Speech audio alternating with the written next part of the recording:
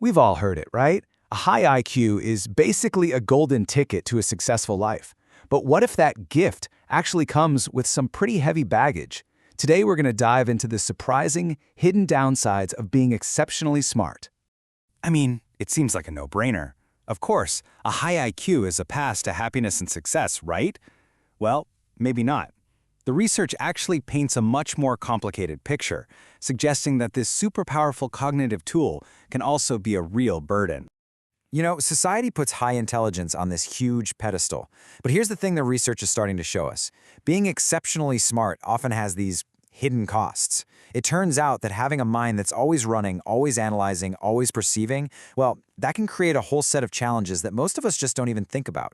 So here's how we're going to break it down. First, we'll look at what's called the high IQ paradox. Then, we'll get into the 5 biggest hidden costs. And we'll wrap up by looking at intelligence in a new way, as both a power and, well, a weight. All right, let's jump right in. Section 1, the high IQ paradox. This is all about how something we see as this incredible gift can actually turn into a pretty major challenge. And that paradox leads us straight into the real meat of this, the 5 hidden psychological costs. This is where we explore the real cognitive challenges that come with being exceptionally intelligent.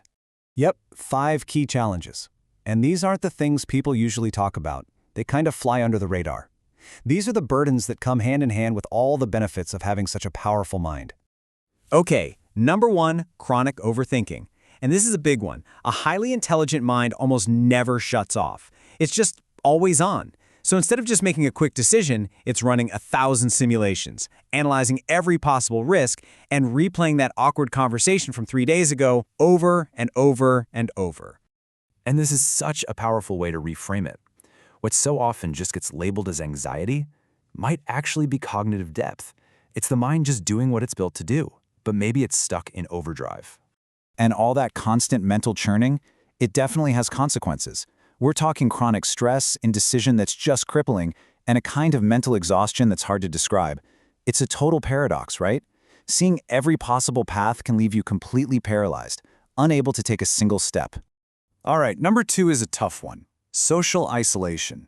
See, a high IQ can create this gap.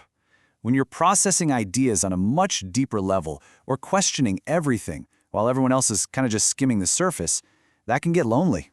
And this really shows you what that mismatch looks like. On one hand, you've got your typical casual chat, small talk, simple stuff. But on the other hand, the high IQ brain is just wired for deep analysis, for complexity. And after a while, those casual conversations can start to feel, well, honestly, really unfulfilling. So what happens? A lot of the time, it leads to withdrawal. But, and this is so important, it's not about arrogance. It's not about thinking you're better than anyone. It is simply a mismatch in how you process the world. Having that kind of cognitive depth doesn't have to be lonely, but man, it can feel incredibly isolating. Coming in at number 3, existential awareness. Basically, the more you understand how complex the world is, the harder it is to just ignore it all. People with high IQs often find themselves grappling with the really big, heavy questions, about meaning, purpose, morality, all that deep stuff. And that kind of heightened awareness, it can crank up what psychologists call existential anxiety. This quote just nails it, doesn't it? Ignorance can feel peaceful. Awareness rarely is. Oof, that hits home. Okay, on to number 4, perfectionism. It makes sense, right?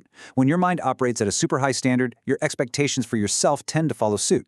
Highly intelligent people often spot flaws that nobody else even notices, not just out in the world, but in their own work too. Now, sure, this can drive you to do amazing things, but it can also trap you in this vicious cycle. You set these sky-high standards, then you see every single flaw.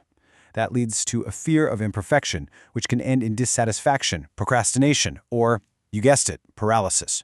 The very same mind that sees this incredible potential also sees every single way it could fail. And our final cost, number 5, is just the sheer difficulty of being understood. Think about how frustrating it must be trying to explain these big, complex ideas to people who are just processing information at a completely different speed. What you get is a communication gap. It's this constant struggle to dumb down your thoughts, which just leads to what you could call communication fatigue. And that can really put a strain on your relationships. Again, it's not about superiority, it's a gap in processing speed and depth. Okay, so we've gone through the 5 big costs. What's the takeaway here? In our last section, let's try to reframe how we think about a high IQ.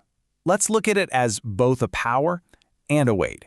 Look, if you remember one thing from all this, let it be this. A high IQ is not a free pass to happiness. It's no guarantee of well-being. And as we've just seen, it can come with some seriously heavy burdens. And this right here just sums it all up perfectly. You've got the two sides of the coin. On one side, there's the incredible power of intelligence, all that insight, creativity, and amazing problem solving. But then there's the other side, the weight, the overthinking, the isolation, the crushing pressure. So in the end, maybe the best way to think about intelligence is as a powerful force. No doubt it brings gifts that can literally change the world. But we just have to remember that, like any great power, it comes with its own significant weight. And that leaves us with one last, really profound question to think about. Once you recognize both the power and the weight of intelligence, the real challenge becomes, can you carry it without letting it carry you?